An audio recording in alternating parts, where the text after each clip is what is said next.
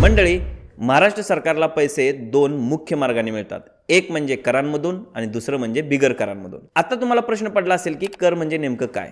तर कर हे सरकारला मिळणारं महत्त्वाचं उत्पन्न आहे. आपण आपल्या वस्तू आणि सेवा खरेदी करताना किंवा एखादी मालमत्ता विकत घेताना कर भरतो.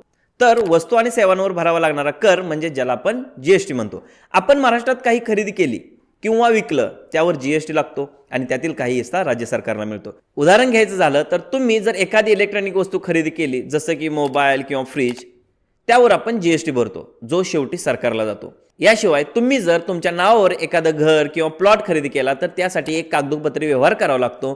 त्या व्यवहाराची नोंदणी करताना सरकारला तुमच्याकडून एक शुल्क आकारलं जातं ज्याला आपण शिक्का शुल्क म्हणतो. हे सगळं सरकारच्या तिजोरीत जमा होतं. करांव्यतिरिक्त सरकारला काही इतर मार्गाने पैसा मिळतात. म्हणजे राज्य सरकारच्या मालकीच्या जमिनी किंवा इमारती भाड्याने दिल्या जातात.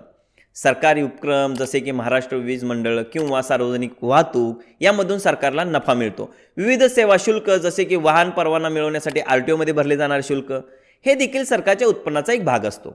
आता या सगळ्यात केंद्र सरकारकडून मिळणाऱ्या पैशालाही महत्त्व मोठं असतं. केंद्र सरकार मोठ्या प्रमाणावर कर गोळा करतं जसं की आयकर, कस्टम ड्युटी वगैरे वगैरे. यातील एक ठराविक हिस्सा महाराष्ट्राला दिला जातो. याशिवाय राज्याच्या विकासासाठी केंद्र विशेष निधी म्हणजेच अनुदान देतं की प्रधानमंत्री ग्राम सडक योजना असेल किंवा उज्ज्वल गॅस योजना असेल राबवण्यासाठी केंद्र सरकार निधी देतं.